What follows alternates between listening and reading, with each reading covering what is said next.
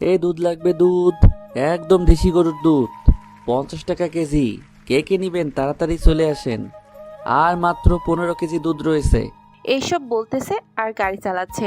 একটা ছেলে দেখতে শুনতে মাশাআল্লাহ অনেক সুন্দর, তবে সব সময় মুখে মাস্ক পরে থাকে, কেউ তার মুখ দেখতে পায় না। দুধ বিক্রি করার জন্য মানুষদের ডাকতেছে। কিছুক্ষণের মধ্যে কয়েকজন মানুষ এসে ভিড় জমালো আর ছেলেটাকে বলতে লাগলো, কিরে মেঘ, অনেক দিন পর আসলি। এই গ্রামে কোথাও গিয়েছিলি নাকি? তোকে দেখলাম না কতদিন হয়েছে। আর তোর খামারের গরুর দুধের টেস্টও মিস করছিলাম খুব।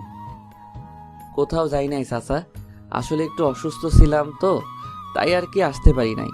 আর আমার খামারের গরুর দুধ তো মিস করতেই হবে। দেশি গাই গরুর দুধ বিক্রি করি, তাও আবার কোনো ভেজাল নাই। এর জন্যই তো আরও বেশি ভালো লাগে। এই 14 গ্রামে একমাত্র বিশ্বাসযোগ্য ও পানিমুক্ত দুধ একমাত্র তোর কাছেই পাওয়া যায়। কেউ বলতে পারবে না তোর দুধে পানি মিশ্রিত আছে। পানি মেশালে চাচা গরুর ক্ষতি হয়। আর অবৈধভাবে কয় টাকা রোজগার করতে পারবো বলেন? বৈধভাবে টাকা ইনকাম করতেছি, এতে কম বেশি পাই, এটাই আলহামদুলিল্লাহ। আমার পরিবার চলে যায়। আচ্ছা, তুই এই গ্রামে গত 3 বছর যাবৎ দুধ বিক্রি করতেছিস। তোর মুখটা একবারের জন্য হলেও দেখলাম না মুখে মাস্ক পরে থাকিস কেন সবসময়? চাচা, এটা আপনি বুঝবেন না। এখন বলেন কত কেজি দুধ দিব আপনাকে, আর বাকিদের কয় কেজি দুধ দিব বলতে থাকেন। এটা বলে যে যত কেজি দুধের কথা বলতেছে, মেঘ সবাইকে তত কেজি দুধ মেপে দিতেছে। এইখানেই 15 কেজি দুধ বিক্রি করে মেঘ বাড়ির দিকে হাঁটা লাগালো। কিন্তু 20 মিনিটের মধ্যে চলে গেল তার বাসায়। কলিং বেল দিতেই তার মা এসে দরজা খুলে দিল। মেঘকে দেখে বলতে লাগলো, কিরে মেঘ, আর কত এইভাবে দুধ বিক্রি করবি তুই? বাড়িতে এত এত চাকর থাকা সত্ত্বেও তুই কেন দুধ বিক্রি করতে যাস? বল তো একবার আমাকে। তোর বাবার এত এত সম্পত্তি, তুই বসে বসে খাবি, তা না করে তুই আজ কাজ করছিস? আম্মু, বসে বসে খাইতে ভালো লাগে না, আর বসে বসে খাইলে শরীর বসে যাবে, তখন কি করব আমি? তাই তো কাজ করতেছি। আর আমি কয়েকদিন থাকবো না এখানে, একটু ঢাকা যাব, কাজ আছে একটা। ঠিক আছে, যাস।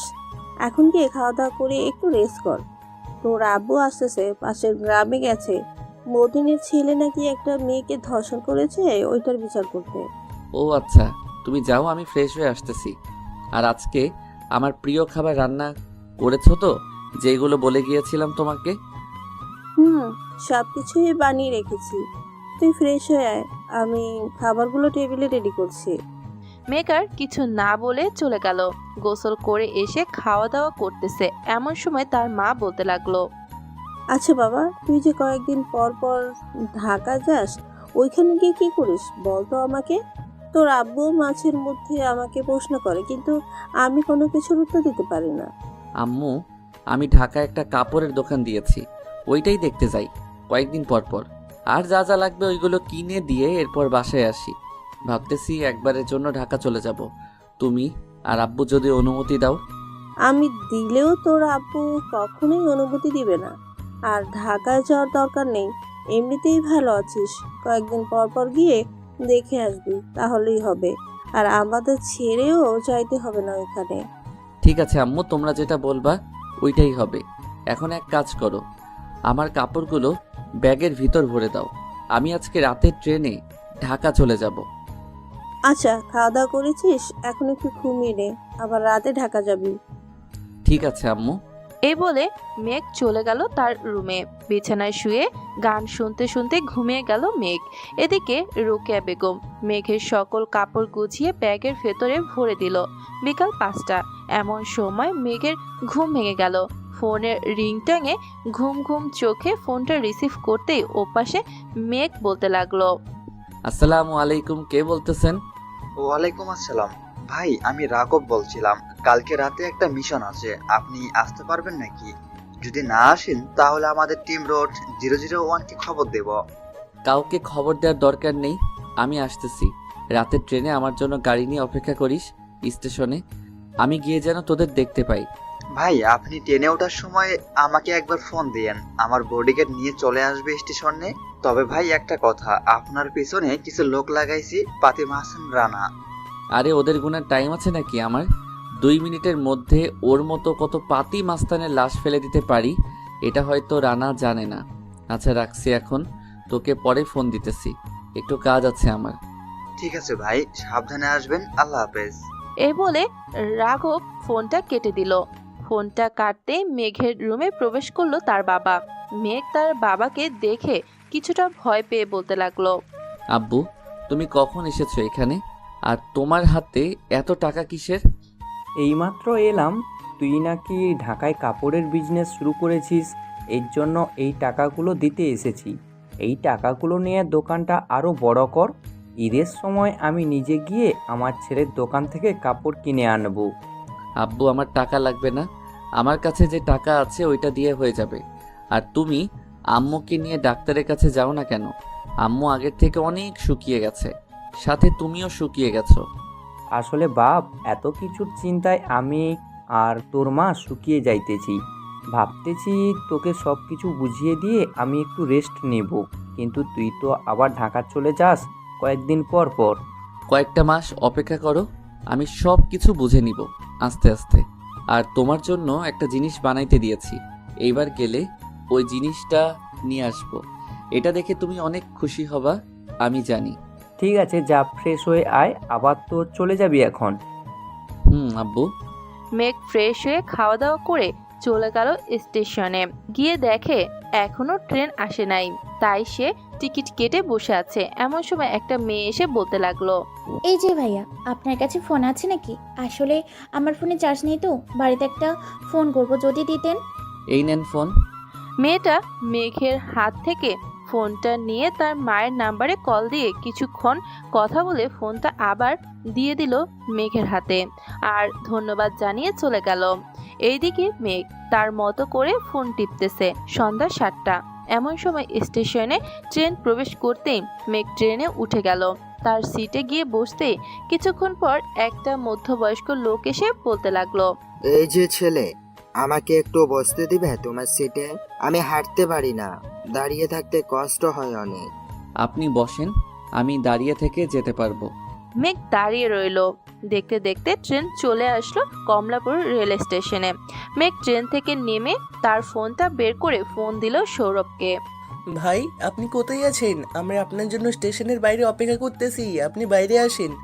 একটু অপেক্ষা করো, আমি বাহিরে আসতেছি। এ বলে মেঘ চলে গেল বাহিরে। গিয়ে দেখে কয়েকটা গাড়ি দাঁড়িয়ে আছে।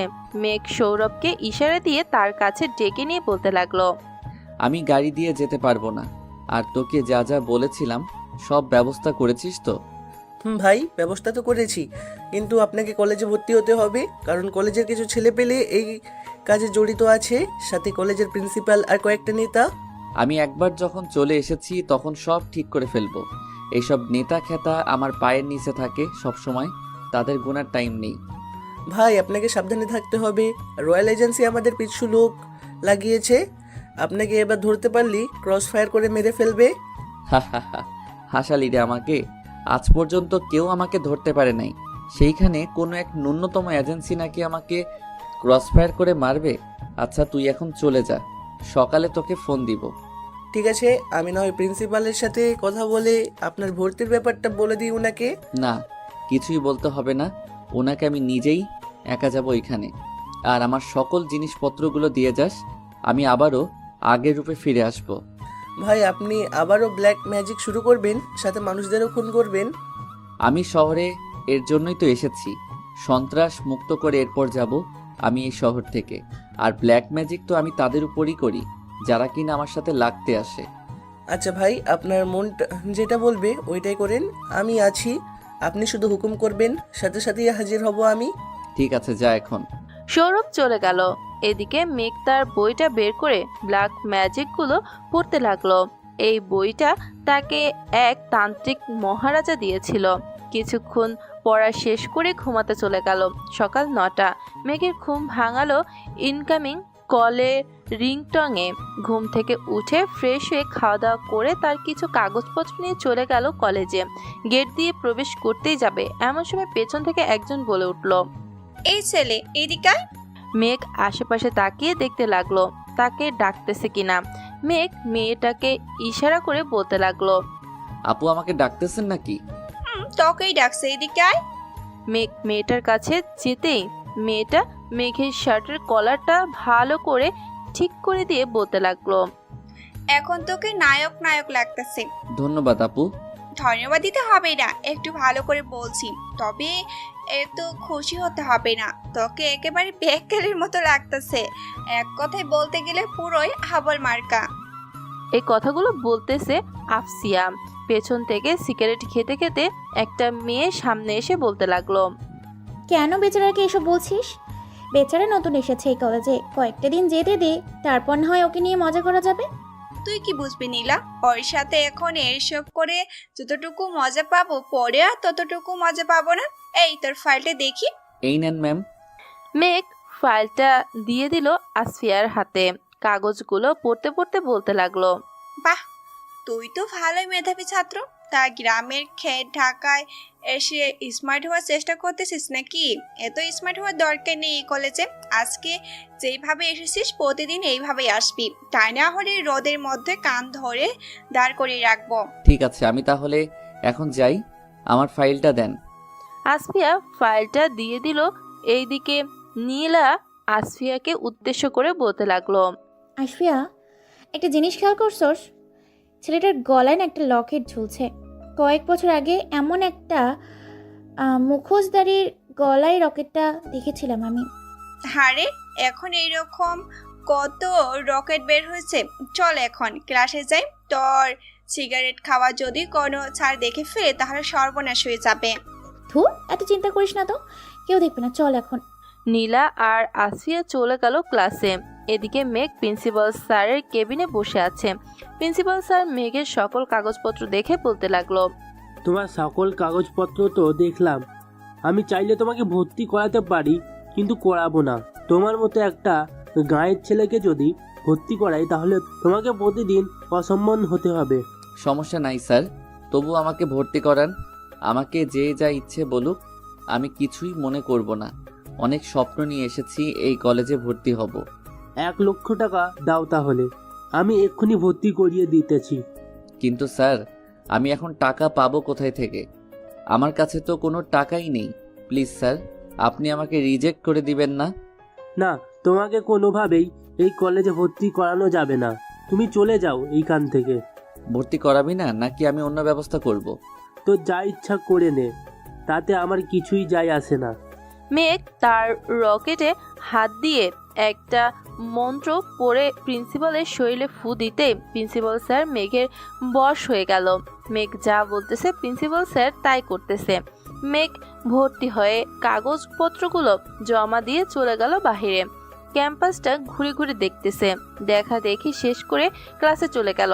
এমন সময় পেছন থেকে বলতে লাগলো, এই ছেলে, তোকে তো আগে কখনো এই কলেজে দেখি নেই, নতুন নাকি? জি আপু, আমি নতুন। তা কিছু বলবেন নাকি? বাহ, তোর সাহস আছে বলতে হবে। প্রিন্সিপালের মেয়ের সাথে এইভাবে গলা উঁচু করে আজ পর্যন্ত কেউ কথা বলতে পারে নাই। সেইখানে তুই কি না আমাকে বলতেছিস কিছু বলবো নাকি? আপনি কলেজের প্রিন্সিপালের মেয়ে হন বা প্রধানমন্ত্রীর মেয়ে হন না কেন, এইখানে কারো ক্ষমতার প্রয়োগ করবেন না। এটা কলেজ, সবাই একে অপরের বন্ধু। বাহ, জ্ঞান দিতে ভালোই পারিস তো। তা কোথা থেকে এসেছিস আর তোকে ভর্তি বা করিয়েছে কে? আমি করিয়েছি, তাই বা তুই আমার মেয়ে হয়েছিস তো আর হয়েছে? এটা কলেজ, এখানে কেউ অন্যায় করলে তার যথাযথ ব্যবস্থা গ্রহণ করা হবে। আব্বু, তুমি এইসব কি আবোল তাবোল বলছো?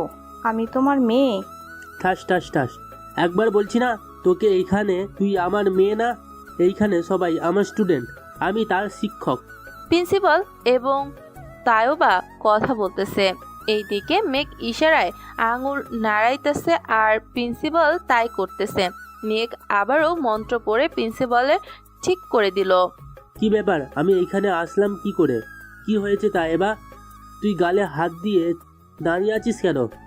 তুমি আমার গায়ে চর মেরে এখন আবার বলছো কি হয়েছে?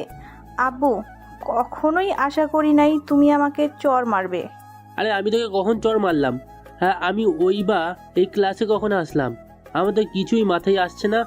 প্রিন্সিপালের এমন কথা শুনে ক্লাসের একজন ছেলে বলে উঠল, এই সবাই দেখ, আমাদের প্রিন্সিপাল স্যার পাগল হয়ে গেছে। কি সব আবল তাবল বলতেছে। সে তার নিজের মেয়েকে চর মেরে এখন বলতেছে তাকে কখন চর মেরেছে। হা হা হা। এইসব কথা শুনে তাওবা ক্লাস থেকে বের হয়ে গেল। এদিকে প্রিন্সিপাল স্যার মেঘের দিকে একবার তাকিয়ে যেই চলে যেতে যাবে এমন সময় আবার পেছন ঘুরে বলতে লাগলো, এই ছেলে, তোমাকে না বলেছি চলে যাওয়ার জন্য? তোমার মতো গরিব ছেলের জন্য এই কলেজ তৈরি করা হয় নাই। কি বলতেছেন স্যার এসব? আপনি নিজ হাতে আমাকে ভর্তি করিয়েছেন।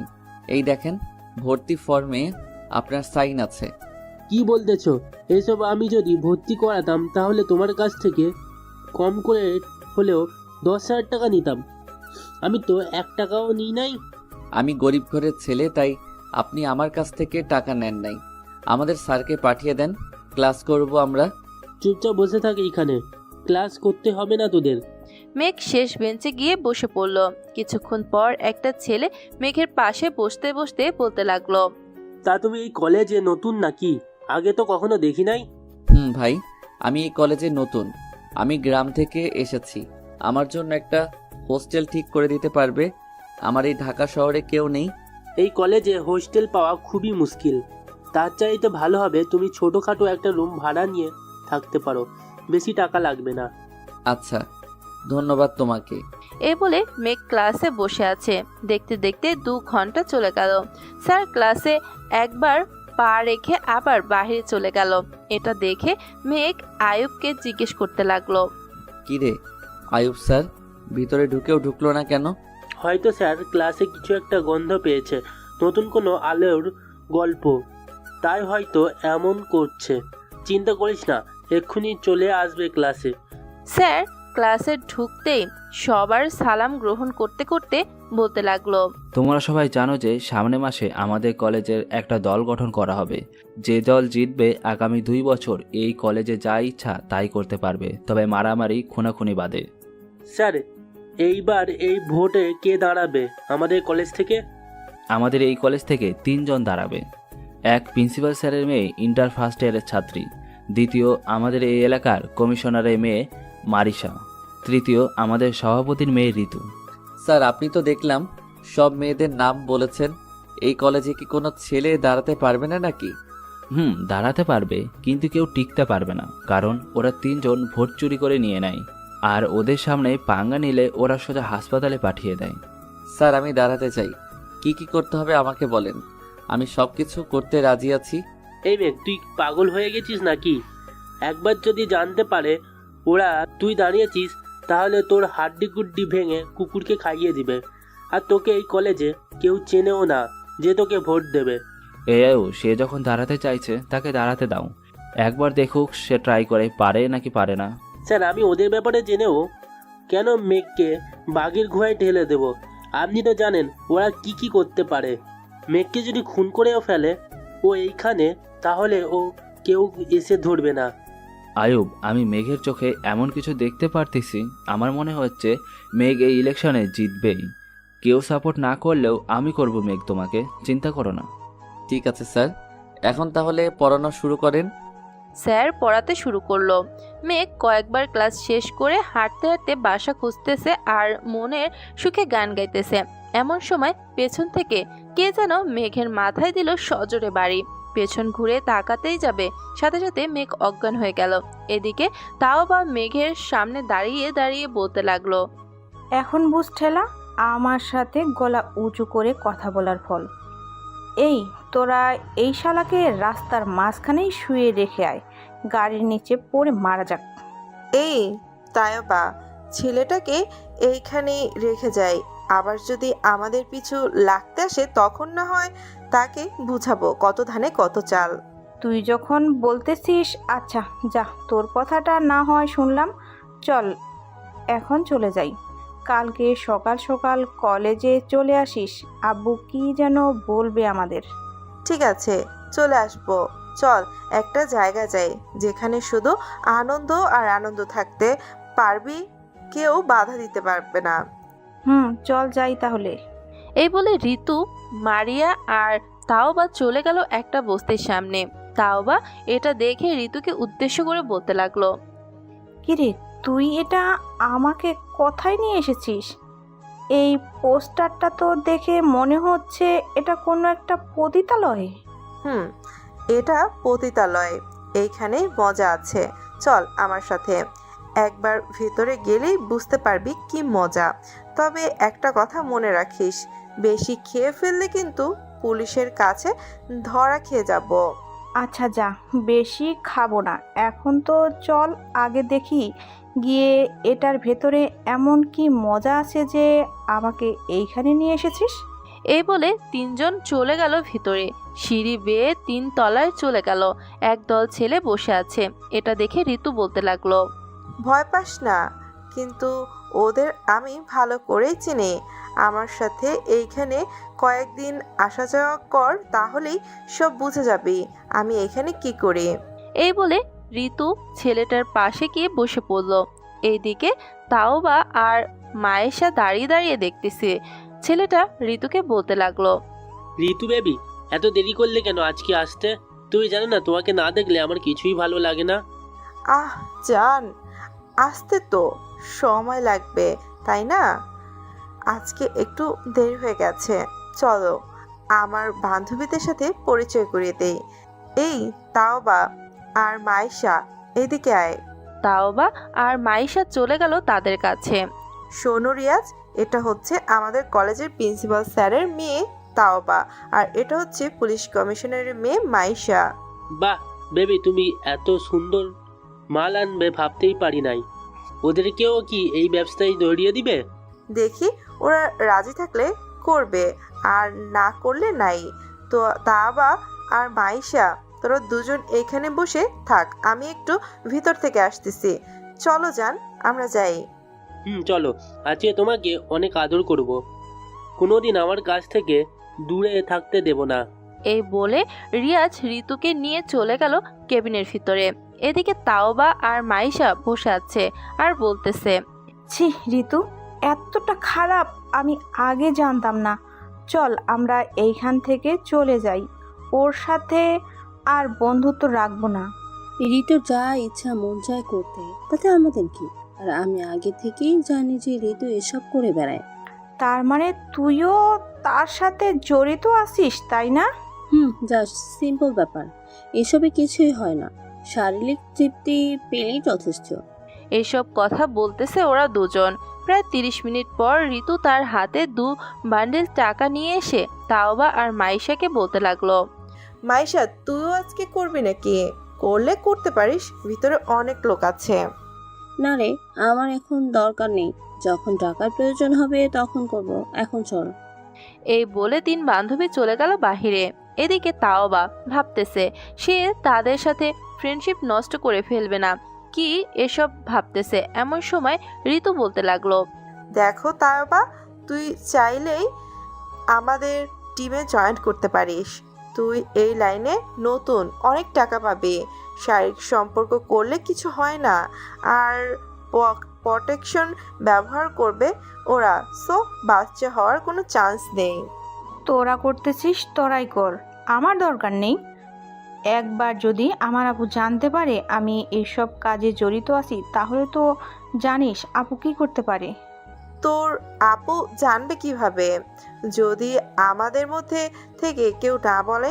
এখন তুই ভেবে দেখতে পারিস, তুইও চাইলে আমাদের সাথে জয়েন্ট করতে পারবি। এইখানে শুধু টাকা আর টাকা। এইসব বলতে বলতে 3 বান্ধবী চলে গেল যার যার বাসায়। রাতে খাবার টেবিলে বসে আছে তাওবা এবং তার বোন। কি রে তাওবা, আজকে কলেজ ছুটির পর তুই কোথায় গিয়েছিলি রে? আমি বাসায় এসে তোকে পেলাম না। ওরে না মানে আপু, আমি একটু বান্ধবীদের সাথে ঘুরতে গিয়েছিলাম। কেন, কোনো প্রয়োজন নাকি আমাকে? না, কোনো প্রয়োজন নেই, তবে ঋতুর ব্যাপারে আমি কিছু ইনফরমেশন পেয়েছি। তার সাথে চলাফেরাটা একটু কম করবি। ঠিক আছে আপু, আর তোমার অফিসের কি খবর? শুনেছি তুমি নাকি সিআইডি অফিসারের গোয়েন্দা সদস্য হয়ে কাজ করবে। এখন থেকে আমি সিআইডি সিক্রেট গোয়েন্দা অফিসার। আমি যা ইচ্ছা করতে পারবো, কেউ বাধা দিতে পারবে না। ও আচ্ছা। এই সব বলতেছে আর খাবার খাচ্ছে। চলুন দেখে আসি মেঘ কি করতেছে। ছাদের উপর বসে আছে। আজকেই এই বাসায় নতুন ভাড়া এসেছে। পরন্ত বিকাল এখন, সূর্য অস্ত্র যাচ্ছে। মেঘের এক দৃষ্টিতে তাকিয়ে আছে সেই দিকে। বেশ কিছুক্ষণ বসে থাকার কারণে মেঘ উঠে পড়ল ওইখান থেকে। যেই নিচে যেতে যাবে এমন সময় পেছন থেকে একটা মেয়েলি কণ্ঠ কেউ বলে উঠল, চলে যাইতেছেন নাকি? মেঘ কিছুটা ভয় পেলে আশেপাশে তাকাতে লাগলো, কিন্তু কাউকে দেখতে পেল না। এমন সময় আবারও মেয়েটা বলে উঠল, এই যে মিস্টার, আমি আপনার পাশে দাঁড়িয়ে আছি, আমাকে দেখলেন না? এটা শুনে মেঘ পাশে তাকাতেই দেখতে পেল একটা মেয়ে দাঁড়িয়ে আছে। দেখতে পুরাই চ্যাপটা শুটকির মতো। এসব ভাবতেছে মেঘ। এমন সময় আবারও মেয়েটা বলে উঠল, আপনি বোবা নাকি যে কথা বলতে পারেন না? না, কথা বলতে পারি। আসলে আমি এই বাসায় নতুন তো, তাই আর কি কাউকে চিনি না। আর মেয়েদের সাথে আমি বেশি কথা বলি না। ও আচ্ছা, তা কিসে পড়েন আপনি? ইন্টার ফার্স্ট ইয়ারে পড়ি। আপনি কিসে পড়েন? আমি ইন্টার সেকেন্ড ইয়ারে পড়ি। আচ্ছা যান তাহলে, গিয়ে পড়তে বসেন। মেঘ চলে গেল তার রুমে। ফ্রেশ হয়ে খাওয়া দাওয়া করে ঘুমিয়ে গেল। রাত 2টা। এমন সময় তার ফোনটা বেজে উঠল। তাকে দেখে রাজ ফোন দিয়েছে। কলটা রিসিভ করতে ওপাশ থেকে বলতে লাগলো, ভাই আপনি কোথায় আছেন এখন? এই তো বাসায় আছি। কেন, কি হয়েছে? আপনি একটু আমাদের ডেরায় আসেন, আপনার জন্য একটা অনেক বড় সারপ্রাইজ আছে। এত রাতে আমি যাব কি করে? তুই একটা গাড়ি পাঠিয়ে দে, আমি ঠিকানা পাঠিয়ে দিছি, মেসেজ করে তোকে। ঠিক আছে ভাই, রাখছি তাহলে। মেঘ ফোনটা কেটে রাজকে তার অ্যাড্রেসটা পাঠিয়ে দিল। মেঘ কিছুক্ষণ পর মেঘ আস্তে আস্তে ছাদে চলে আসলো। নারকেল গাছ দিয়ে নিচে নেমে সোজা পেছনে গেট দিয়ে বাইরে বের হয়ে গেল। কিছু দূরে গাড়িটা রাখা আছে। মেঘ হাঁটতে হাঁটতে গাড়ির সামনে এসে বলতে লাগলো, কি এমন সারপ্রাইজ আছে রে যে এত রাতে আমাকে যেতে বলেছে? আগে চলেন ভাই, এরপর দেখতে পারবেন কি সারপ্রাইজ আছে। মেঘ চলে গেল ড্রাইভ। তার কেবিনে প্রবেশ করতেই দেখতে পেল একটা লোককে বেঁধে রাখা হয়েছে। মুখ কাপড় দিয়ে ঢাকা, তাই কিছু দেখা যাচ্ছে না। কিরে রাজ, এটা কাকে ধরে নিয়ে এসেছিস? ভাই আপনার সারপ্রাইজ আপনি নিজেই দেখে নেন কেমন হয়েছে। ভালো হলে আমাকে একটা ধন্যবাদ দিয়ে দিবেন। মেঘ লোকটার মাথা থেকে কাপড়টা সরাতেই তো অবাক, কারণ বিখ্যাত বিজনেসম্যান আরিয়ান চৌধুরী বসে আছে। মেঘকে দেখে যে কিছু বলতে যাবে, কিন্তু বলতে পারছে না। তার মুখে কাপড় বাঁধা দেখে আরিয়ানের মুখ থেকে কাপড়টা খুলতেই আরিয়ান বলতে লাগলো, কিরে, সাহস থাকলে হাতের বাঁধন খুলে কথা বল। আর আমাকে এখানে ধরে এনেছিস কেন? এটার জবাব দে আগে। রাজ, ওর হিস্টোরিটা বলতো দেখি। 2378 জন মেয়ে পাচার, 109 জন মেয়েকে ধর্ষণ, 12 জন মেয়েকে খুন এবং 135 পরিবারের জায়গায় জমি জোর করে দখল করে নিয়েছে ভাই এই আরিয়ান। শুনেছিস তো কিসের জন্য ধরে এনেছে তোকে? শুনেছি। আমাকে ছেড়ে দে, বলতেছি, না হলে তোদের কোনো অস্তিত্ব থাকবে না। আমার হাত কতদূর যাইতে পারে তোদের জানা নেই। আমার হাত ও কতটা চুলকাইতে পারে তোর কোনো জানা নেই। এইখানে আজ পর্যন্ত 178টা খুন করেছি এই তোর মতো কিছু লোকদের। তুই কে রে যে আমার বিচার করবি? উল্টো আমি তোর বিচার করব একবার, এরপর দেখ আমার কত লোক আসে। সকাল হওয়ার আগে তোর রক্ত চুষে খেয়ে ফেলবো। রাজ, আমার জিনিসপত্রগুলো দে তো। এই নেন ভাই, এই বক্সের ভিতরে আপনার সকল জিনিসপত্র আছে। আর একটা নতুন জিনিস অ্যাড হয়েছে। আপনার জিনিসের সাথে ওইটা দিয়ে প্রথমে ট্রাই করেন, দেখে নিয়েন ভালো নাকি খারাপ। মেঘ বক্সটা খুলতেই দেখতে পেল ভিতরে একটা ছুরি রাখা আছে। ছুরিটা হাতে নিতেই এর ভেতর থেকে অনেকগুলো জিনিস বেরিয়ে আসলো। এটা দেখে তো মেঘ অবাক। বাহ, আজকে একটা ভালো জিনিস দিয়েছিস রে রাজ, এটা দিয়ে কামটা সেরে নেই। এই বলে আরিয়ানের পায়ের ভেতরে গেঁথে দিল বড় 13 ইঞ্চির একটা চিকন রড। এইদিকে আরিয়ানের মুখে কাপড় থাকার কারণে তার চিৎকার বাহিরে যাচ্ছে না।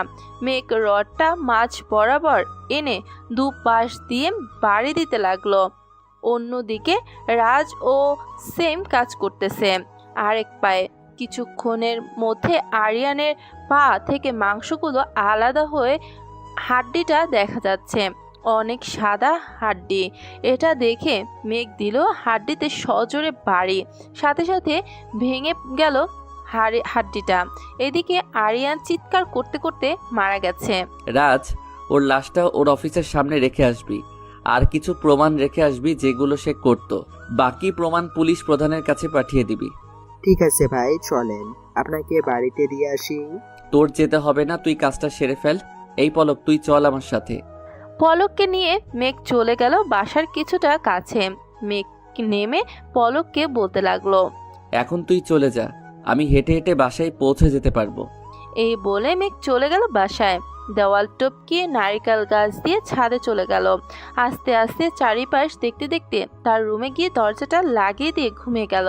সকাল 10টা, এমন সময় কলিং বেলের শব্দ শুনতে পেল মেঘ। ঘুম ঘুম চোখে দরজা খুলতে নাবিলা বলতে লাগলো, কি ব্যাপার, আপনি তো দেখি এখনো ঘুমাচ্ছেন, কলেজ যাবেন কখন? আজকে যাব না, শরীরটা ভালো নেই, অনেক ক্লান্ত লাগতেছে। আপনি চলে যান। আমি না হয় যাব, কিন্তু আপনার শার্টে এত রক্ত লেগে আছে কেন? এটার উত্তর দেন আগে। মেঘ শার্টের দিকে তাকিয়ে দেখে সত্যি রক্ত লেগে আছে। মেঘ কিছু একটা ভেবে বলতে লাগলো, আরে এটা রক্ত না, রাতে আর্ট করছিলাম তো এখান থেকে রং লেগেছে হয়তো। আপনি যান, এখন আমার অনেক ঘুম পাচ্ছে। ঠিক আছে, বিকালে কথা হবে, বাই। এই বলে নাবিলা চলে গেল। এদিকে মেঘ দরজাটা লাগিয়ে দিয়ে তার শার্টটা খুলে ওয়াশরুমে ভিজিয়ে দিয়ে আবারও শুয়ে পড়ল। দুপুর 2টা, এমন সময় কলিং বেল বেজে উঠল। মেঘ দরজা খুলতেই নাবিলার আম্মু দাঁড়িয়ে আছে খাবার নিয়ে। এই নাও মেঘ, তোমার খাবার। সকালে নাবিলা তোমাকে ডেকে গেল, তুমি উঠো নাই কেন? শরীরটা একটু দুর্বল লাগছিল তো, তাই আর খাইতে যাই নাই। আচ্ছা আপনি যান, আমি খাবার খেয়ে নিব নে।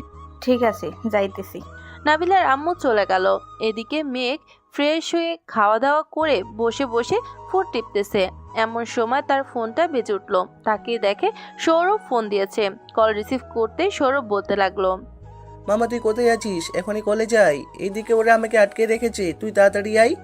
ঠিক আছে, আসতেছি এখনই। মেঘ বেশি কিছু না ভেবে রেডি হয়ে চলে গেল। কলেজে গিয়ে দেখে তাওবা এবং তার পুরো গ্যাং নিয়ে সৌরভকে আটকে রেখেছে। মেঘ ওদের সামনে যেতেই বলতে লাগলো, তাওবা বলতে লাগলো, কিরে, আজকে তোকে কলেজে দেখলাম না, আসিস নাই নাকি আজকে? না ম্যাম, আজকে আসি নাই, শরীরটা ভালো নাই, তাই আর কি। ও আচ্ছা, আমার সোনা পাখিটার জ্বর এসেছে তাই না? কাছে আসো, তোমার জ্বরটা ভালো করে দেই। এই বলে তাওবা মেঘকে কাছে টেনে মেঘের 2 গালে কষে 2টা চড় মেরে দিয়ে বলতে লাগলো, এখন আমার বাবুটা যাও, তুমি আবার পরে দেখা হবে কেমন? আর বিকালে পার্কে চলে আসো, তোমার সাথে একটু আড়ালে বসে প্রেম করব।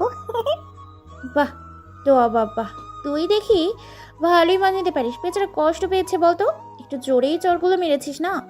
হয়তো মেরেছি, কিন্তু তোর এত জ্বলছে কেন এটাই বুঝলাম না।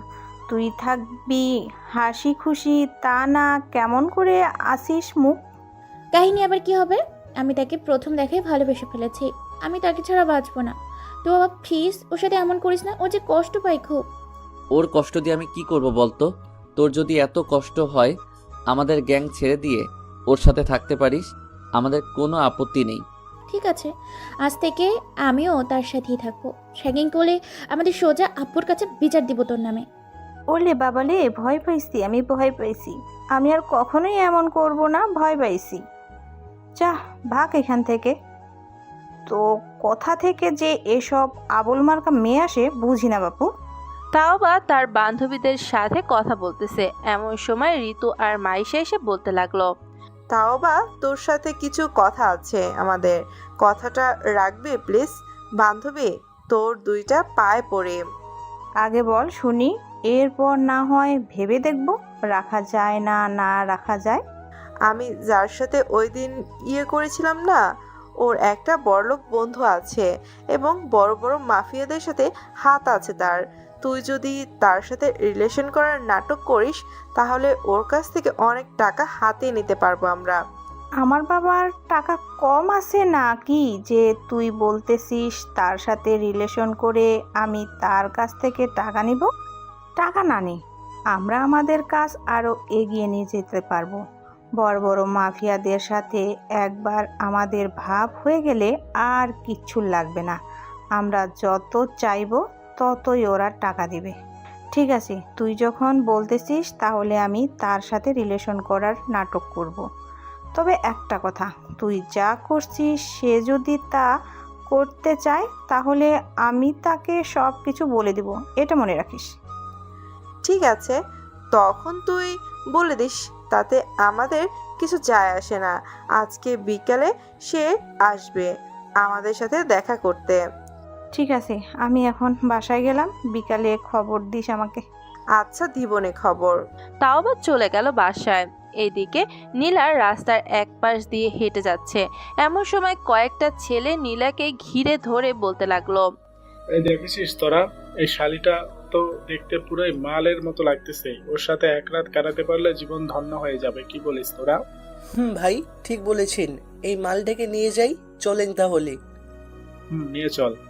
যেই নীলার শরীরে হাত দিতে যাবে এমন সময় মাস্ক পরা একটা ছেলে এসে বলতে লাগলো, ভাই আমি ওকে আপনাদের সাথে যোগ দিতে পারি? এই মেয়েটার উপর অনেক আগে থেকেই নজর ছিল আমার।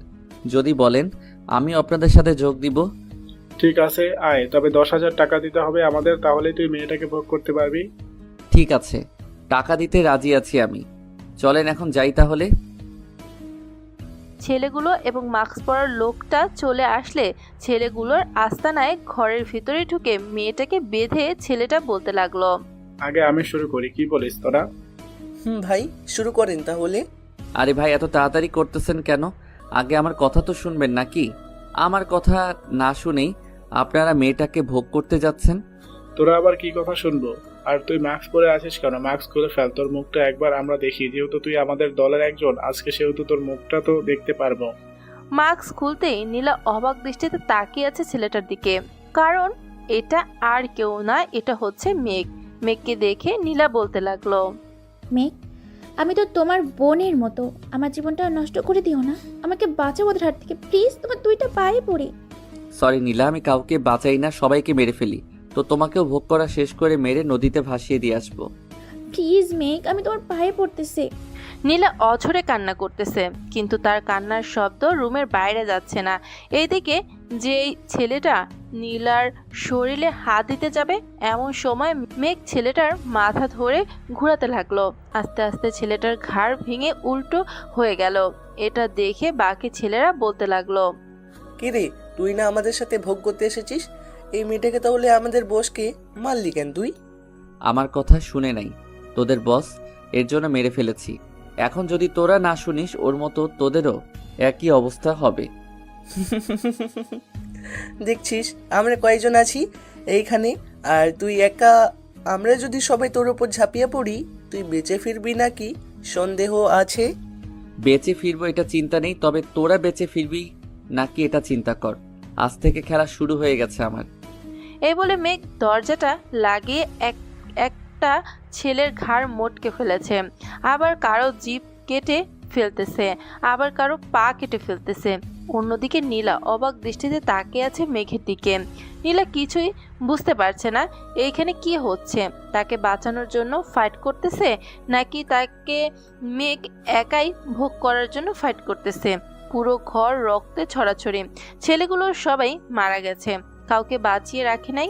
বাঁচিয়ে রাখলে যে মেঘের বিপদ হবে এটা সে বুঝতে পারছে। সবাইকে মেরে মেঘ নীলার দিকে এক পলক তাকাতেই নীলা ভয়ে কান্না করে দেয়, কারণ মেঘের পুরো মুখে রক্তে মাখামাখি হয়ে আছে। মেঘ নীলার হাতে এবং পায়ের বাঁধন খুলতে খুলতে বলতে লাগলো, নীলা শুনো, একটা কথা মনোযোগ দিয়ে। এইখানে যা হয়েছে সবকিছু তোমার মাথা থেকে ডিলিট করে দাও। এইখানে যা হয়েছে যদি একটা কথা কারো কানে যায় তাহলে তোমার মৃত্যু ওই দিন হবে, মনে রাখো। এইখানের একটা কথাও কাউকে বলবো না। তবে আপনি তো আমাকে ভোগ করতে চেয়েছিলেন, ভোগ করবেন না নাকি? না, আমি এমন মানুষ না। মেয়েদের শরীরের প্রতি আমার একটু লোভ নেই। ওই সময় বলেছিলাম কারণ ওরা যাতে আমার পরিচয় না জানতে পারে। আমরা দুইজন একই কলেজে পড়ি। আমার এখন যেই রূপটা দেখতেছো না, এটা এক রূপ, আরেক রূপ একটু আগেই দেখেছো। তা তো দেখছি, কিন্তু একটা কথা আমার না মাথায় ঘুরপাক খাচ্ছে। আপনি কি সত্যি কলেজের স্টুডেন্ট, নাকি স্টুডেন্ট সেজে থাকার অভিনয় করছেন? স্টুডেন্ট হলে তো আমাদের প্রিন্সিপাল স্যারের বোর্ডে লাগিয়ে দিত আপনার কিছু তথ্য, কিন্তু স্যার তো কিছুই করে নাই। আস্তে আস্তে জানতে পারবেন, এখনই এত জানা বেশি ভালো না। চলেন, আপনাকে দিয়ে আমি আবার বাড়িতে যাব। ভেতরে মনে হয় টিউবওয়েল আছে, আপনি ওইখানে গিয়ে হাত মুখ ধুয়ে আসেন। আপনার হাতে এবং পুরো মুখে রক্তে মাখামাখি হয়েছে। মেঘ আর কিছু না বলে টিউব অয়েল থেকে হাত মুখ ধুয়ে এসে নীলাকে নিয়ে চলে গেল কলেজের সামনে একটা রিকশায় উঠিয়ে দিয়ে মেঘ চলে গেল বাসায়। রুমে প্রবেশ করে ড্রেস চেঞ্জ করে বসে আছে। বেশ কিছুক্ষণ পর নাবিলা আসলো আর বলতে লাগলো, কি ব্যাপার, কলেজ থেকে এসে তোমাকে বাসায় দেখতে পেলাম না যে? কোথাও গিয়েছিলে নাকি? বন্ধুকে আটকে রেখেছিল, তাকে ছাড়িয়ে নিয়ে আসলাম। ও আচ্ছা, তো খাওয়া দাওয়া করেছো নাকি করবে? খাওয়া দাওয়া করেছি। আমার সাথে পার্কে ঘুরতে যাবি নাকি একটু পর? নিয়ে গেলে তো যাবই। আচ্ছা তুমি থাকো, আমি রেডি হয়ে আসতেছি একটু পর। ঠিক আছে, যাও। নাবিলা চলে গেল। এইদিকে মেঘ বসে বসে ফোন টিপতেছে। এমন সময় তার আব্বুর কল রিসিভ করতে ওই পাশ থেকে বলতে লাগলো, কি রে মেঘ, কখন বাসায় আসবি? অনেক দিন তো হয়ে গেছে, ঢাকা গেলি আর তো আসলি না। কিছুদিন পর আসবো আব্বু। তা খাবার সবকিছু ভালোভাবে চলতেছে নাকি? চলতেছে, কিন্তু সবাই তোকেই খুঁজতেছে। তুই নাকি সবাইকে ভালোভাবে দুধ দিয়ে আসিস বাড়িতে বাড়িতে, আর দামও কমিয়ে রাখিস। আব্বু, দাম কমিয়ে রাখি বলেই তো সবাই আমাদের খামারের গরুর দুধ নেয়, আর দুধটাও ভালো। আচ্ছা তাড়াতাড়ি চলে আসিস, আমি একা সামলাতে পারছি না সব কিছু। ঠিক আছে আব্বু, তাড়াতাড়ি চলে আসবো। এই বলে মেঘ ফোনটা কেটে দিল। বেশ কিছুক্ষণ পর নাবিলা আসতেই নাবিলাকে নিয়ে চলে গেল পার্কে। ঘরে ঘুরে দেখতেছে, আচ্ছা ঘুরে ঘুরে দেখতেছে পার্কটা। এমন সময় মেঘের চোখে পড়ল তাওবা এবং একটা ছেলে হাতে হাত রেখে বসে আছে। মেঘ গাছের আড়াল থেকে দুইজনের পিক তুলে নিয়ে চলে গেল নাবিলার কাছে। সন্ধ্যায় দুজন ফুচকা আর হালিম খেয়ে চলে গেল বাসায়। রাতে খাওয়া দাওয়া করে মেঘ ফোনটা বের করে তাওবা আর ছেলেটার পিকটা ভালো করে দেখতে লাগলো। স্কোপিং করে ছেলেটার পিক আলাদা করে পাঠিয়ে দিল রাজের কাছে। বেশ কিছুক্ষণ পর রাজের ফোন এলো। ভাই, আপনি যার পিক পাঠিয়েছেন সে হচ্ছে তামিম। বাইরের কয়েকটা দেশের মাফিয়াদের সাথে হাত আছে ওর। এই তামিম প্রতিনিয়ত মেয়ে পাচার করে পুলিশের সামনে দিয়ে, কিন্তু পুলিশ কিছুই করে না তামিমের। ঘুষ খাওয়ালে কোন পুলিশ কি করবে বলতো? আচ্ছা তুই একটা কাজ কর, তামিমের আরো কিছু ইনফরমেশন আমাকে দে। কবে, কোথায়, কখন মেয়ে পাচার করবে, সকল কিছু আমার চাই আজকে। ঠিক আছে ভাই, আমি সকল কিছু পাঠিয়ে দিব আজকে। আপনি নিশ্চিন্তে ঘুমান, সকালের মধ্যে সকল খোঁজ পেয়ে যাবেন। মেঘ বেশি কিছু না ভেবে ঘুমিয়ে গেল। সকালে ঘুম ভাঙতেই দেখতে পেল হোয়াটসঅ্যাপে তামিমের অনেকগুলো ডকুমেন্ট দিয়ে দিয়েছে রাজ। কার সাথে কি করে, কার সাথে কত সময় থাকে, কার ইত্যাদি ইত্যাদি জিনিস। মেঘ সব কিছু দেখে ফ্রেশ হয়ে কলেজের জন্য রেডি হয়ে চলে গেল হোটেলে। কিছু খাবার খেয়ে কলেজের উদ্দেশ্যে রওনা দিল। ঘড়ির দিকে তাকাতেই দেখতে পেল 10টা 12 বাজে।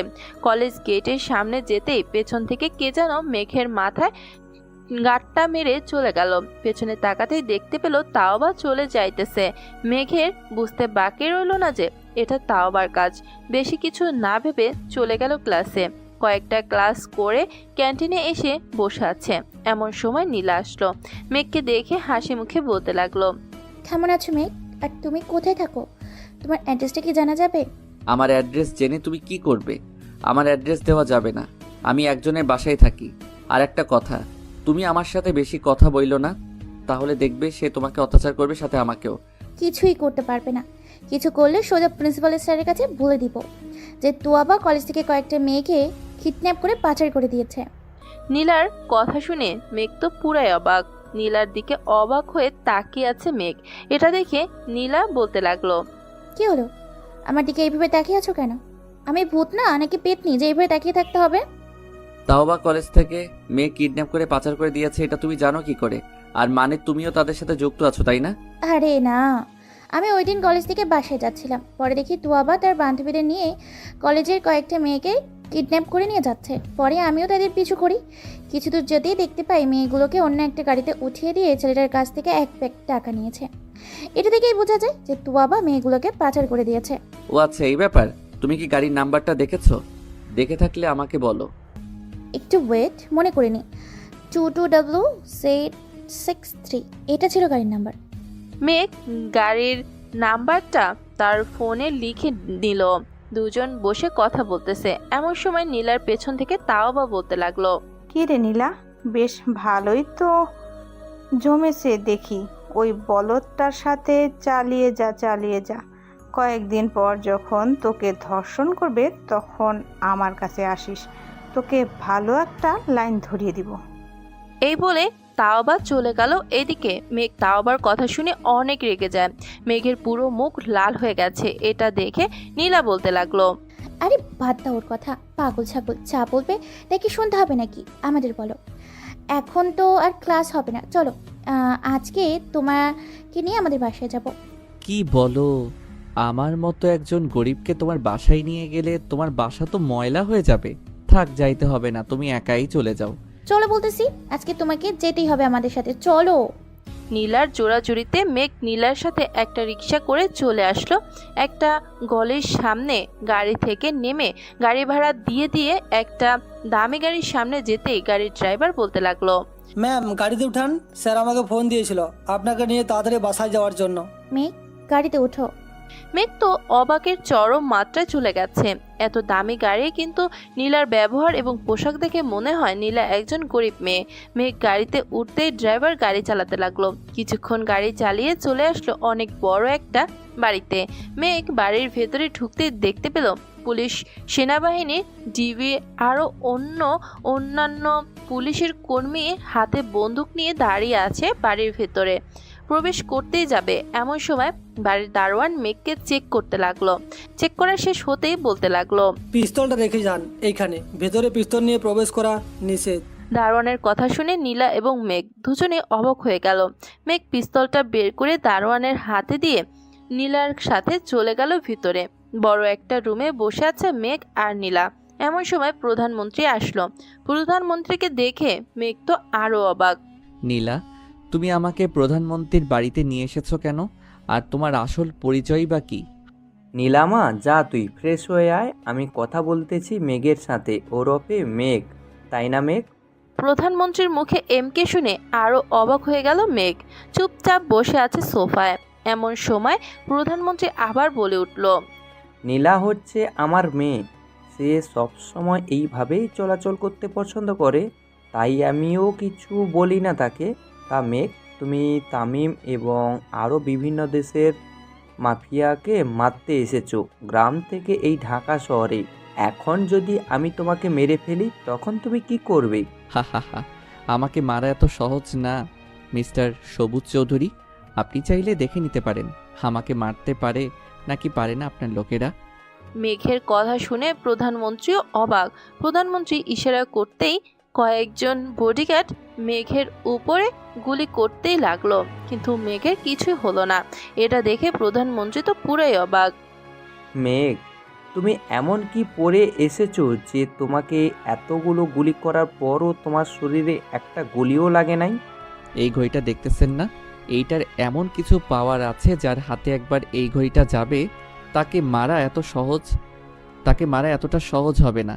আর আপনি আমার পরিচয় জানলেন কি করে যে আমি এমকে? এটা আমি জানি নাই, এটা আমার মেয়ে নীলা জেনেছে। কালকে তুমি নীলাকে বাঁচিয়েছো, তখন নীলা তোমার হাতে এমকে গ্যাংস্টার কিং লেখাটা দেখে ফেলেছে।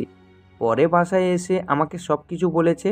আমি প্রথমে বিশ্বাস করি নাই, কারণ তুমি তো 5 বছর এই ঢাকা শহরে কোনো কাজ করো নাই, এখন আবার শুরু করেছো। এটা থেকে অবাক হলাম, তাই নীলাকে বলেছিলাম তোমাকে নিয়ে আসতে। দেখতে চাইছিলাম তুমি সত্যি এমকে নাকি অন্য কেউ। তো এখন আমি কি করতে পারি আপনাদের জন্য বলেন আমাকে, আমি আমার যথাসাধ্য দিয়ে চেষ্টা করব। বেশি কিছু না, যারা এই মেয়ে পাচারের কাজ করে তাদেরকে মেরে ফেলো। এর সাথে যদি মেয়েও সংযুক্ত থাকে তাকে তাদেরকে পুলিশের কাছে ধরিয়ে দাও, বাকিটা আমি দেখে নিতেছি। ঠিক আছে, তাই হবে। আর নীলাকে বলে দিবেন আমার সাথে যেন বেশি কথা না বলে, কারণ আমার সাথে বেশি কথা বললে কলেজের কিছু মেয়ে ভাববে আমি নীলার সাথে রিলেশন করি।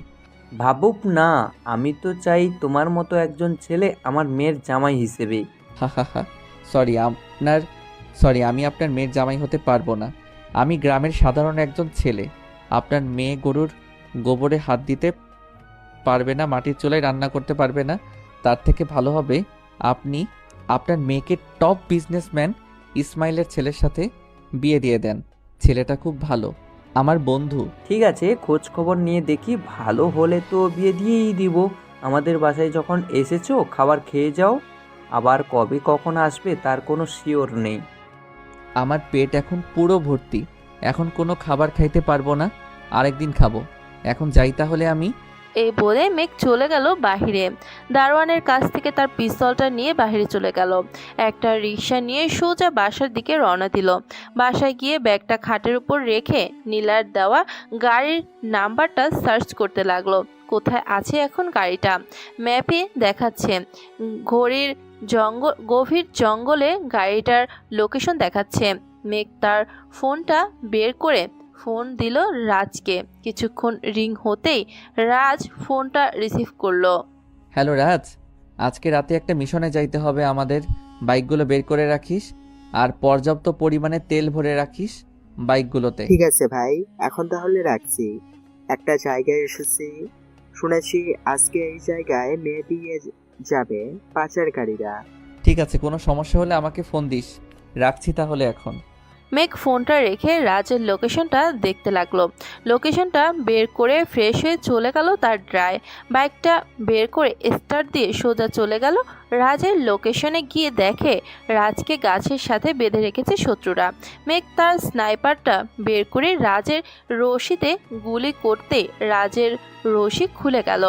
এইদিকে মেঘ একের পর এক গুলি করতেছে শত্রুদের উপর। গুলি করতে করতে সবাইকে মেরে ফেললো। শুধু বেঁচে আছে তামিম। মেঘের মুখে মাস্ক থাকার কারণে মেঘকে চিনতে পারে নাই। শোন তামিম, একটা কথা বলি। আজকে তোকে ছেড়ে দিয়েছি, আবার যদি দেখি কোনোদিন এমন করেছিস তাহলে ওই দিনটাই তোর লাস্ট দিন হবে। আজকে গেলাম তাহলে, এই রাত চল। আমি তো এই কাজ আবারও করবই, দেখি তুই আমাকে কিভাবে আটকাস। তামিমের কথা শুনে মেঘ তামিমের দুই গালে গুলি তামিমের কথা শুনে মেঘ তামিমের দুই পায়ে গুলি করে দিল পিস্তল দিয়ে। আর কিছু না বলে রাজকে নিয়ে চলে গেল ড্রাইভ। ভাই, আপনি জানলেন কি করে আমার যে বিপদ হবে ওইখানে? এই মাফিয়া জগতে আমি 2 দিনও হয় নাই এসেছি। আমার বয়স যখন 15 তখন থেকে এই মাফিয়া জগতে ঢুকেছি। সো এই ঢাকা শহরের কোথায় কি হয় আমি এইখানে বসে থেকে বলতে পারি। তাই তো সবাই আপনাকে এমকে নামে চেনে। কি খাবেন বলেন, আমি বলতেছি খাবার এনে দেওয়ার জন্য। আমি এখন কোনো কিছু খাবো না। তুই এক কাজ কর, সৌরভকে ফোন দিয়ে বল আসতে। এখন থেকে আমার আসল রূপ বের হবে।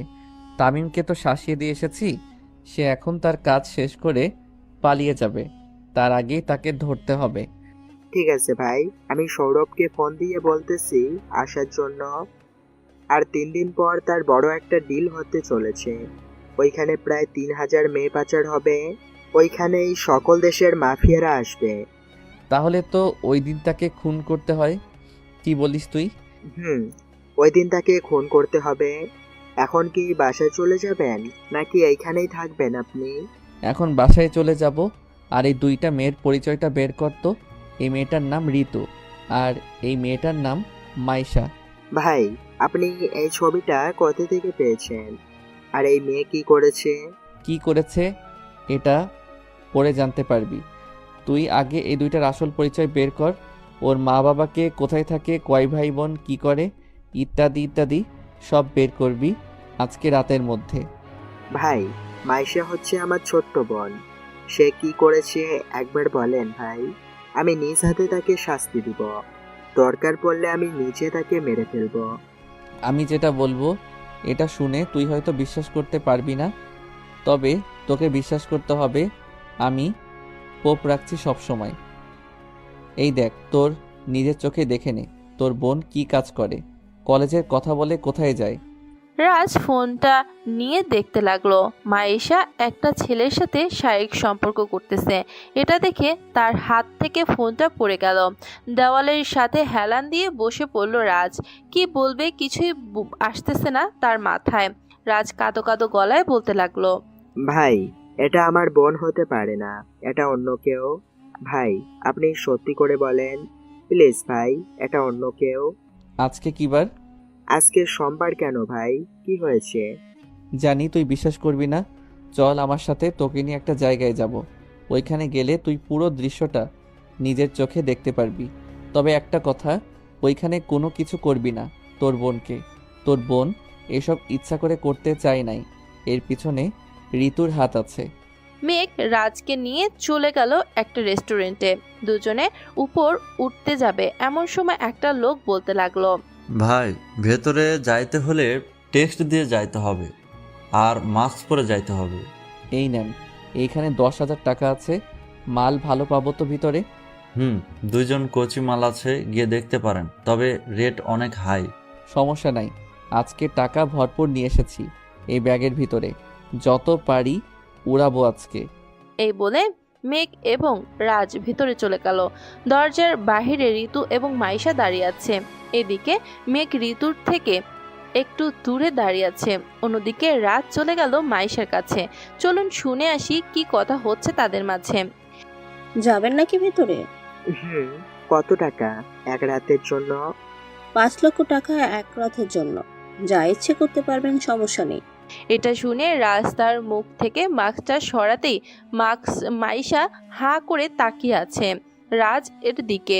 এইদিকে রাজের চোখ পুরো রক্তবর্ণ ধারণ হয়ে আছে।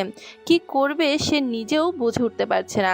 মাইশার চুলের মুঠি ধরে নিয়ে যেতে লাগলো গাড়িতে। এদিকে মেঘ ও ঋতুর চুলের মুঠি শক্ত করে ধরে গাড়িতে উঠে গেল। রাজ, এই দুইটাকে ধরে রাখ, আমি গাড়ি চালাচ্ছি। মেঘ গাড়ি চালিয়ে চলে গেল রাজদের বাসায়। গাড়ি থেকে নামতেই রাজ তার বোনের চুলের মুঠি ধরে দরজার সামনে দাঁড়িয়ে কলিং বেল দিল। মেঘও দাঁড়িয়ে আছে রাজের সাথে। বেশ কিছুক্ষণ পর মিসেস লতা এসে দরজা খুলতেই দেখতে পেল রাজ তার বোনের মাথায় চুলের মুঠি ধরে আছে। এটা দেখে লতা বলতে লাগলো, রাজ, কি করতেছিস এসব? ছেড়ে দে মাইশাকে, ব্যথা পাচ্ছে তো। মা, তুমি চুপ থাকো, আজকে মাইশাকে মেরেই ফেলবো আমি। এই বলে রাজ মাইশাকে নিয়ে বাড়ির ভেতরে চলে গেল। মেন গেটে টা লাগিয়ে দিয়ে মাইশাকে ধাক্কা দিয়ে সোফায় ফেলে দিল রাজ। কোমর থেকে বেলটা খুলে পেটাতে লাগলো মাইশাকে। এদিকে মিসেস লতা বাধা দিতেছে। রাজ, কি করতেছিস? মরে যাবে তো মাইশা। বল কি হয়েছে আমাকে আগে শুনি, এরপর আমি বিচার করব মাইশার। কি শুনবে মা, তুমি কি শুনবে? তোমার মেয়েকে পড়ানোর নাম করে দিয়েছো হোস্টেলে থাকার জন্য। তোমার মেয়ে জানো কি করে? রাত বিরাতে শরীরের তৃপ্তি মেটায় হোটেলে গিয়ে, তাও আবার এক রাতের জন্য 5 লক্ষ টাকা দাবি করে। মাইশা, তোর ভাই কি বলতেছে সব? সব কথা কি সত্যি নাকি মিথ্যা? মাইশা কোনো কথা বলতেছে না। কি বলবে? সব কথাই যে সত্যি, সে এইখানে মিথ্যা বলবে কি করে? এমন সময় মাইশার আব্বু নিচে চলে আসলো চিৎকার চেঁচামেচি শুনে। এসে দেখে মাইশা মাটিতে বসে আছে, রাজের চোখে পানি। কি হয়েছে লতা, চেঁচামেচি করতেছো কেন? আর রাজ, তুই না কলেজে গিয়েছিলি? মাইশা, তোর তো হোস্টেলে থাকার কথা, এইখানে কি করিস? আব্বু, তুমি রুমে যাও, এখানে কোনো কাজ নেই তোমার। এমনিতেই হার্টের সমস্যা, এসব তুমি শুনতে পারবে না। আরে কি হয়েছে বলবি তো আমাকে নাকি? আমি এখন একদম সুস্থ আছি। ঋতু, তুই এইখানে কি করিস? আর এই ছেলে, তুমি ওর মাথা চুলে এভাবে ধরে দাঁড়িয়ে আছো কেন? ছাড়ো বলতেছি। মেঘ ঋতুর ওড়নাটা নিয়ে তার দুইটা হাত বেঁধে মাইশার সাথে বসিয়ে বলতে লাগলো, আঙ্কেল, আপনি আমাকে চিনবেন না। আপনি হয়তো ঋতুকে চিনেন। ঋতুর পরিবারকে খবর দেন আর বলেন এখনই এইখানে আসতে। কি হয়েছে এইখানে বলবে তো আমাকে? না বলেই তোমরা কি বলা শুরু করে দিয়েছো। ও দুজন কি করেছে? আব্বু, মেঘ যা বলতেছে তাই করো। ঋতুর পুরো পরিবারকে খবর দাও আর বলো এইখানে আসার জন্য। আম্মু, তুমি আমার জন্য কিছু রান্না করে নিয়ে আসো, খুব ক্ষুধাও লাগছে। আচ্ছা, আচ্ছা তুই বস, আমি রান্না করে নিয়ে আসতেছি। বাবা তুমি কি খাবে বলো, আমি রান্না করে আনতেছি। রাজের জন্য যেটা বানাবেন ওইটা আমার জন্য বানান, তাহলেই হবে। মিসেস লতা কান্না করতে করতে চলে গেল রান্নাঘরে। এদিকে মেঘ, রাজ এবং রাজের আব্বু এসে বসে আছে সোফায়। এমন সময় কলিং বেল বেজে উঠল। রাজ দরজা খুলতেই দেখে ঋতুর আম্মু আব্বু দাঁড়িয়ে আছে, সাথে তাদের বড় ভাইও। রাজ তাদের সাথে সৌরভকে দেখে বলতে লাগলো, সৌরভ তুই এইখানে কি করিস? আমারও একই প্রশ্ন। আব্বু তুমি আমাকে কোথায় নিয়ে এসেছো? তুমি হয়তো অন্য বাসায় যাবে, এ বাসায় না। ঋতু কোনো উত্তর দিচ্ছে না। এইদিকে সৌরভ মেঘকে দেখে বলল, ভাই আপনি এইখানে কি করেন? আর জান কি হয়েছে বলতো, আমি তো কিছুই বুঝতেছি না। ভাই আপনার ফোনটা দেন, সৌরভকে দেখিয়ে আনি। আমার রুম থেকে এইখানে দেখলে অনেক সমস্যা হবে। রাজ সৌরভকে নিয়ে চলে গেল রুমে। মোবাইল থেকে ভিডিওটা দেখে সৌরভ দৌড়ে এসে ঋতুর দুই গালে চড় মারতে লাগলো। হাতের কাছে কিছু না পেয়ে কোমর থেকে বেল্টটা খুলে পেটাতে লাগলো ঋতুকে। এদিকে সবাই সৌরভকে আটকানোর চেষ্টা করতেছে, কিন্তু কেউই পারছে না। এমন সময় মেঘ বলে উঠল, সৌরভ হয়েছে, এখন থাম, তোর ফোনটা দে ঋতুকে। ঋতু এই নাও ফোন, তোমার বয়ফ্রেন্ডকে ফোন দাও, বলো এখনই এই বাসায় আসতে। তোমাকে যদি সত্যি সত্যি ভালোবেসে থাকে সে। ঋতু ফোন দিচ্ছে, কিন্তু ওই পাশ থেকে বারবার বলতেছে ফোনটা সুইচ অফ, সুইচ অফ। কি ফোন ধরছে না তো? কি পেলে এইসব করে বলো তো?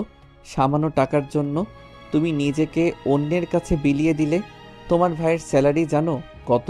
প্রত্যেক মাসে 3 লক্ষ টাকা করে পায় তোমার ভাই। মাইশা রাজের স্যালারি জানো? জানো না।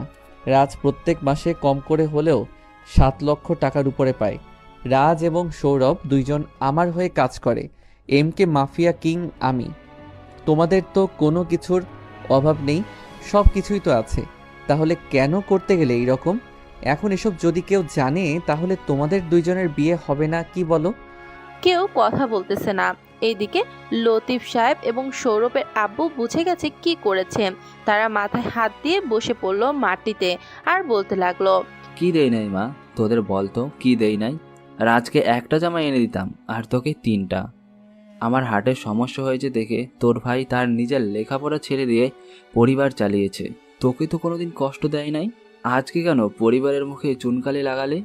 ওরা কথা বলতেছে, সবার চোখে পানি এসে দিকে মেঘ, সৌরভ আর রাজকে নিয়ে চলে যায় ছাদে। 3 জন দাঁড়িয়ে আছে। এমন সময় মেঘ বলে উঠল, সৌরভ এবং রাজ তাদের উপর শেষ ভরসা। রাজ তুই ঋতুকে বিয়ে করে ফেল, আর সৌরভ তুই মাইশাকে বিয়ে করে ফেল। একবার ভেবে দেখ ভাই, মার সম্মানের ব্যাপার। একবার ভিডিওটা সারা দেশে ছড়িয়ে পড়লে তোরা কাউকে মুখ দেখাতে পারবি না। আমাদের দুজনকে একটু ভাবতে দেন ভাই। যা তোরা ওই পাশে গিয়ে কথা বলে নে, ঠান্ডা মাথায় কথা বল, কি করবি। দুজন কথা বলতে লাগলো। রাত 11টা বেজে গেছে, এখনো দুজন কথা বলতেছে আর ভাবতেছে। বেশ কিছুক্ষণ পর রাজ বলতে লাগলো, ভাই আমরা রাজি আছি। চল তাহলে নিচে, পরিবারের সাথে কথা বলে তাদের বিয়েটা করিয়ে দেই। মেঘ এবং রাজ, সৌরভ চলে গেল নিচে। সবার সাথে আলোচনা করে বিয়েটা করিয়ে দিল মেঘ। দেখতে দেখতে কেটে গেল 2 দিন। পরিস্থিতি কিছুটা স্বাভাবিক হয়েছে। রাতে 3 জন বসে আছে একসাথে। এমন সময় রাজ বলতে লাগলো, ভাই কালকে তো আমাদের মিশন, এটাই হয়তো আমাদের শেষ মিশন হবে। আর মিশন পাবো না আমরা, কি বলিস সৌরভ? এটাই হয়তো শেষ মিশন। মন খারাপ করে বসে আছিস এখনো? বাদ দে না, বিয়ে তো একদিন না একদিন করতেই হবে। ধরে নে বোনের জন্য ভাই কিছু একটা করে দেখিয়েছে। 3 জন বসে প্ল্যান করতে লাগলো কালকে মিশনটা কিভাবে কমপ্লিট করবে। প্ল্যান করে ফেললো 3 জন। রাতে মেঘ চলে গেল বাসায়। বিছানায় শুয়ে পড়তেই তার রুমের কলিং বেলটা বেজে উঠল। দরজা খুলতেই দেখতে পেল নাবিলা তার মা বাবাকে নিয়ে এসেছে। আঙ্কেল আপনারা এইখানে? মেঘ, তোমার সাথে কিছু কথা ছিল, যদি অনুমতি দিতে তাহলে কথাগুলো বলতাম। অনুমতি নেওয়ার কি আছে, বলে ফেলেন। আমি তো আপনার ছেলের মতোই, তাই না? আমার মেয়েকে বিয়ে করবে তুমি মেঘ? সরি আঙ্কেল, আমি আপনার মেয়েকে বিয়ে করতে পারবো না। এইখানে আমি একটা কাজে এসেছি, কালকে কাজটা শেষ চলে যাব গ্রামে, আর হয়তো আপনাদের সাথে দেখা হবে না। নাবিলা সরি, আমি তোমাকে বিয়ে করতে পারবো না। ওরা আরও কিছুক্ষণ কথা বলে চলে গেল। মেঘও দরজা লাগিয়ে এসে ঘুমিয়ে পড়ল। দেখতে দেখতে রাত পেরিয়ে সকাল হয়ে গেল। মেঘ তার ব্যাগটা গুছিয়ে নিয়ে সিঁড়ি দিয়ে নিচে নামতেই নাবিলা বলতে লাগলো, আজকে তো চলে যাবে, শেষবারের মতো আমাদের সাথে খাবারটা খেয়ে যাও। ঠিক আছে চলো খাবার খেয়ে নেই শেষবারের মতো। মেঘ খাওয়া দাওয়া করে চলে আসলো ড্রাইভ। রাতে খাওয়া দাওয়া করে সবাই রেডি হয়ে চলে গেল অ্যাওয়ার্ডস জঙ্গলে। মেঘের পুরো টিম লুকিয়ে বসে আছে। বেশ কিছুক্ষণ পর এক এক করে 35টা ট্রাক আসলো নদীর পাড়ে। গাড়ি থেকে নেমে আসলো তামিম। বেশ কিছুক্ষণ পর নদীর পাড়ে নৌকা আসতে লাগলো।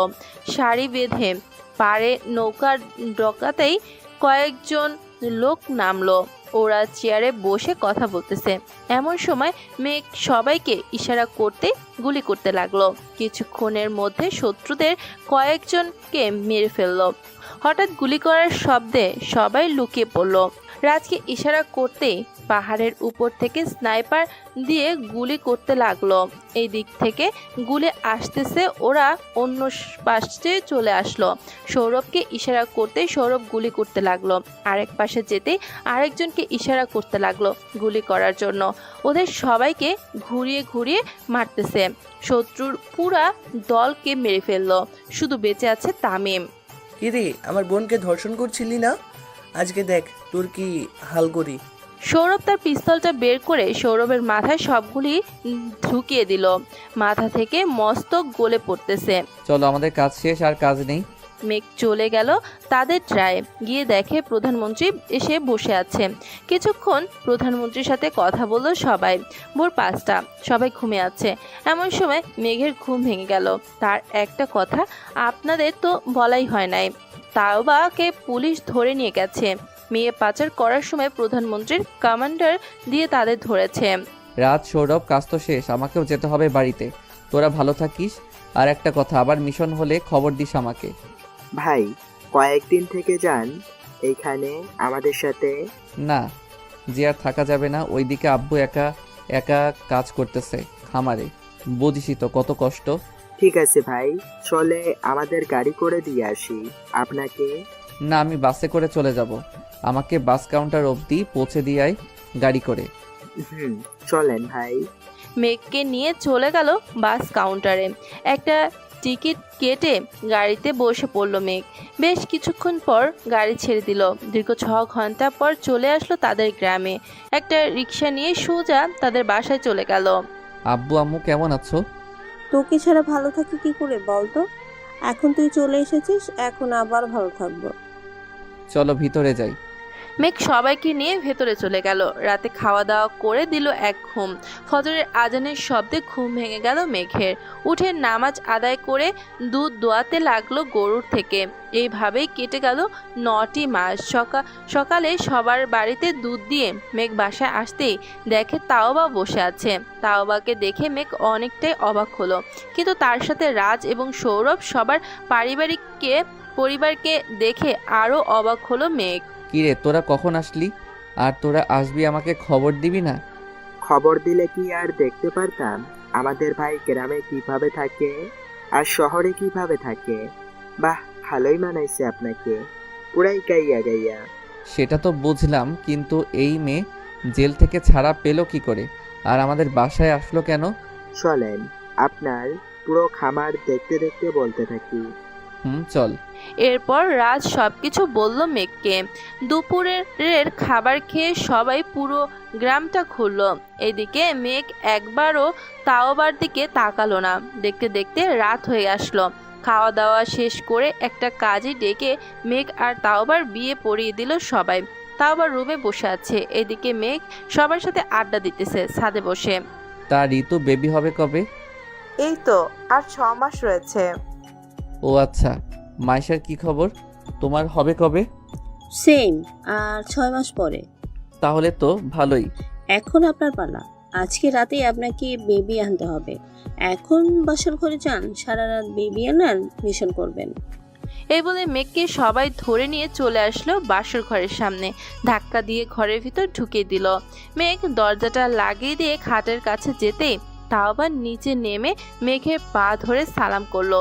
মেঘ তাওবাকে জড়িয়ে না ধরে বলতে লাগলো, চলেন নামাজ আদায় করে নেই। চলো। দুজন নামাজ আদায় করে নিল। তাওবা খাটে বসে আছে। এদিকে মেঘ খাট থেকে একটা বালিশ নিয়ে যেই সোফায় যেতে যাবে এমন সময় তাওবা মেঘের পাঞ্জাবি ধরে টান মেরে বিছানায় ফেলে দিল আর বলতে লাগলো, আমি এখন ভালো হয়ে গেছি, খারাপ কাজ করি না আর এখন। বিশ্বাস হয় না, খাটের উপর ঘুমালে কখন জানি আমার পেট কেটে 2টা কিডনি নিয়ে পালিয়ে যান। এখন আপনি আমার বর, আমি যা খুশি করতে পারবো।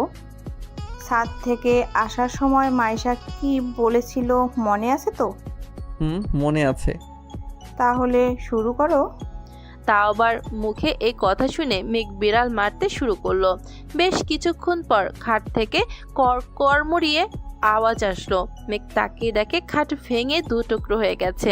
এটা দেখে তাওবা বলতে লাগলো, বাহ, এত পাওয়ার আপনার আগে জানতাম না। পাওয়ার থাকবে না যেহেতু পুরুষ মানুষ আমি। খাটটা খুলে এক পাশে রেখে আবার বেবি আনার মিশনে লেগে পড়লো দুজন। ওরা বেবি আনুক আর আমরা মিষ্টি খাওয়ার জন্য অপেক্ষায় থাকি। সবাই হাত পেতে বসে থাকেন। খুব শিগগিরই মিষ্টি খাইতে পারবেন। আজকের গল্পটা এই পর্যন্তই।